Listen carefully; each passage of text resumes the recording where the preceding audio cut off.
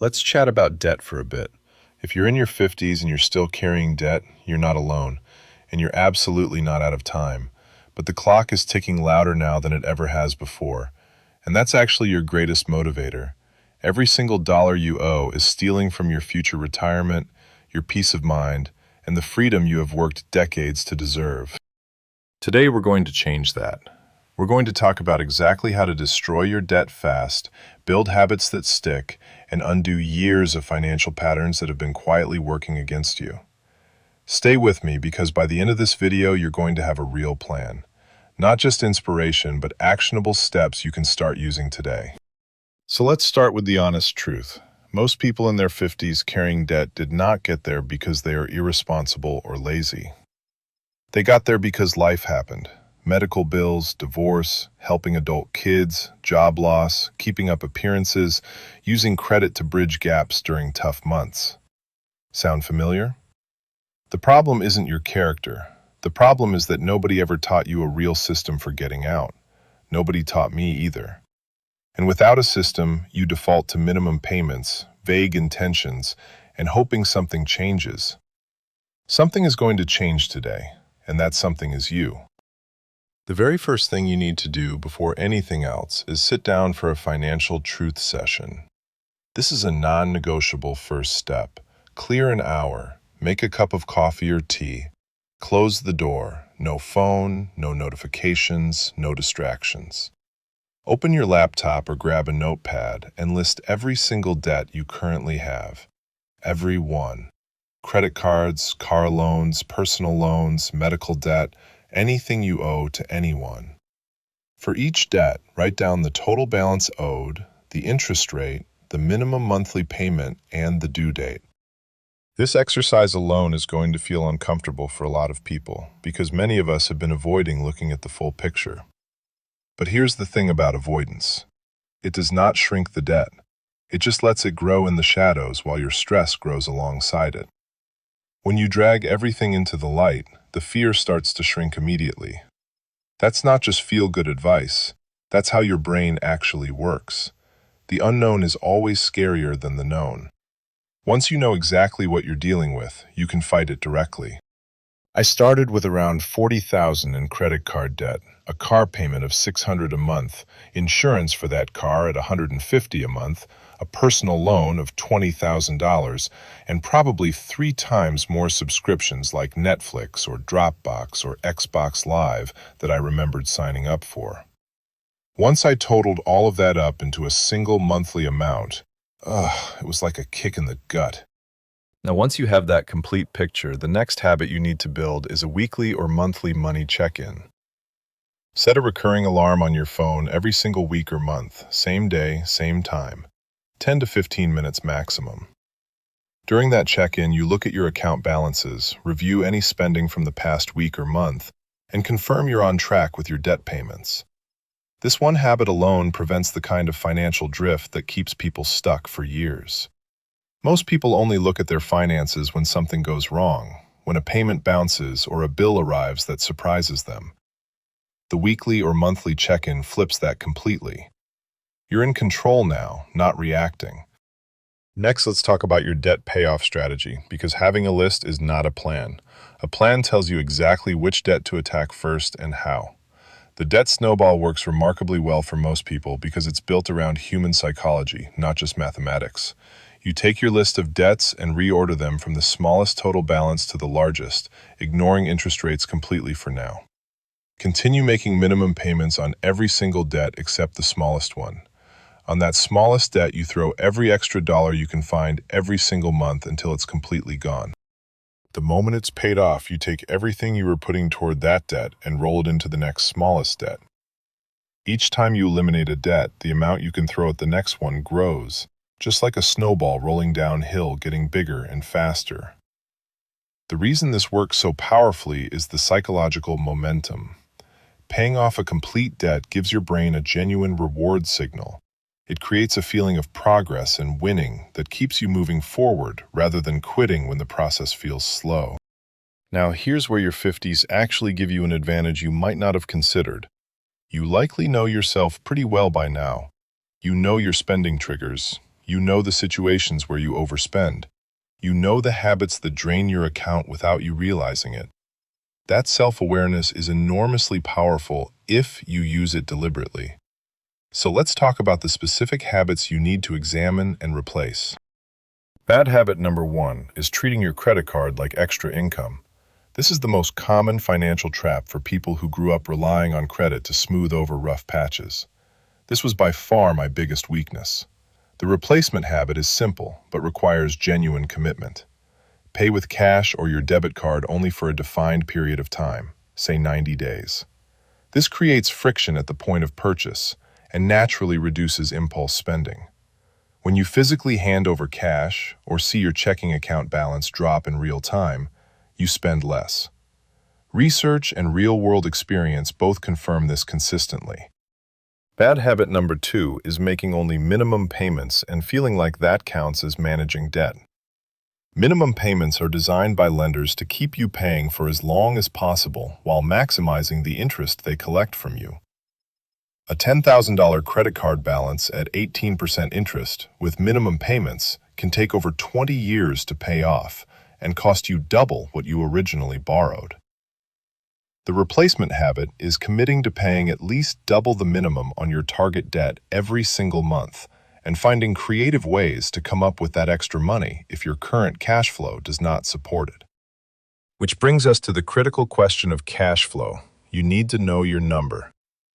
Sit down and calculate your total monthly take-home income, the money that actually hits your bank account after taxes. Then subtract your actual monthly expenses, rent, utilities, groceries, transportation, insurance, phone, subscriptions, and any debt minimum payments. What is left over is your monthly surplus, and this is what determines how fast you can get out of debt. If that number is small or even negative, you have 2 levers to pull: earn more or spend less, ideally both simultaneously. On the spending side, do an honest audit of your subscriptions and recurring charges. Most people in their 50s have accumulated streaming services, gym memberships, app subscriptions, and auto renewals they have completely forgotten about. Go through your last 2 months of bank and credit card statements line by line. Anything you have not used in the last 30 days gets canceled today. This is not deprivation, this is precision. You're redirecting resources toward freedom. Think about your car. I was paying $750 a month for a car and the insurance. When I finally got serious about retirement, I sold that car and bought a reliable used car outright. Insurance dropped to $50 a month. Think about that. That's $700 a month I'm able to invest in assets that generate income. And the only thing I had to give up was just a bit of new age tech. Also, take a look at how often you go out to eat and what kind of foods are you eating. Have you ever noticed how if you eat a large, high-carb meal, somehow you're hungry just a few hours later? But if you eat a surf and turf style meal, you're satiated for much longer. Take a look at the math for yourself. Calculate how much you spend in a week and compare the two. Sure, the steak and seafood may be more expensive, but most people eat much less of it, and they tend to feel better when eating it. Lastly, compare the costs of making those same meals at home instead of at a restaurant. Am I saying don't ever go out and have no enjoyment at all? No, of course not. I'm just suggesting maybe examining it a bit closer, and perhaps limiting restaurant meals for a while until you can get your finances in a better place. On the income side, I want to challenge you to think about what skills and experience you have accumulated over your career that someone else would pay for right now. Consulting, freelance work, coaching, tutoring, handyman services, bookkeeping, writing, whatever your background is. Even $100 or $200 of extra income per month can dramatically shorten your debt payoff timeline. $100 extra per month applied consistently to a $5,000 debt can cut the payoff time nearly in half depending on the interest rate. Think about what you own that you could sell. Furniture, tools, electronics, collectibles, clothing. A focused decluttering push can often generate $500 to $2,000 quickly, and that money dropped on your smallest debt could eliminate it entirely and launch your snowball immediately. Now let's talk about something that trips up a lot of people in their 50s specifically: lifestyle comparison. You have spent decades building a certain standard of living. You go to certain restaurants, you take certain vacations, you buy certain things, and your social circle often shares those expectations. Letting go of those habits even temporarily can feel like going backward. It's not. It's a strategic retreat so that you can sprint forward. The people who pay off their debt fastest are the ones who get completely honest with themselves about what is a genuine need versus what is a social habit they can pause. You're not giving up these things forever. You're trading them temporarily for something far more valuable, which is financial freedom before retirement. Here's another powerful psychological tool. Make your goal visible every single day. Write down your total debt number and post it somewhere you see it every morning. Some people track this on a simple chart where they color in progress as their balance drops. The visual representation of shrinking debt is genuinely motivating in a way that just checking an app occasionally is not. Your brain responds to visible evidence of progress. Give it that evidence and it will keep pushing you forward. One more critical habit to build in your 50s is the automatic payment system. Every debt minimum payment should be set to auto-pay. Every single one. This eliminates missed payments, prevents late fees, protects your credit score, and removes the mental load of remembering to pay. Then the only active decision you're making each month is where to direct your extra money above and beyond those automatic payments. Let me address a strategy that deserves attention for people who have access to a personal line of credit or a home equity line. These tools have lower interest rates than most credit cards, and in the right situation can be used strategically to pay off higher interest debt first, reducing the total interest you pay while consolidating into a more manageable single payment. This only works if you stop adding new debt to the cards you pay off, which is the part of discipline you need to master that will determine whether this helps or backfires. If you have access to this kind of tool and the self-discipline to use it correctly, it's worth exploring. Here's what I want you to take away from today. You're not too old to fix this. You're not too far gone. You're not stuck. Who you are is someone who now has a real system to follow. Start with your financial truth session this week. List every debt, every balance, every interest rate. Calculate your monthly surplus. Arrange your debts smallest to largest. Set up autopay for every minimum payment. Cancel every unused subscription today. Cancel the ones that you can live without for a few years. Think long and hard about the cost of your vehicle and insurance. Unleash those Gen X survival and problem-solving skills on your debt. See it for the threat it actually is. Apply every extra dollar to your smallest debt until it's gone, then roll that payment into the next one. Check in on your finances every single week or month without exception. Make your goal visible. Connect to your reason why, your retirement security, your peace of mind, your family's stability. Whatever it is for you, keep it front and center.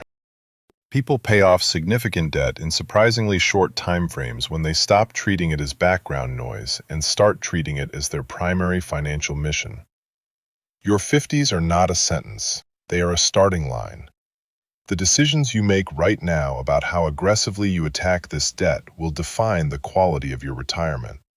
And you absolutely have the time and the ability to make those decisions count. Start today. Not Monday, not next month. Today is the first day of the rest of your financial life, and it's going to be a great one. I hope you got a ton of value out of this video, and if you did, please watch my comprehensive guides of financial freedom starting from nothing video, which you can click on right here. Also, please consider liking and subscribing, and drop your own thoughts and ideas in the comments. My name is Flint, and I will see you in the next video.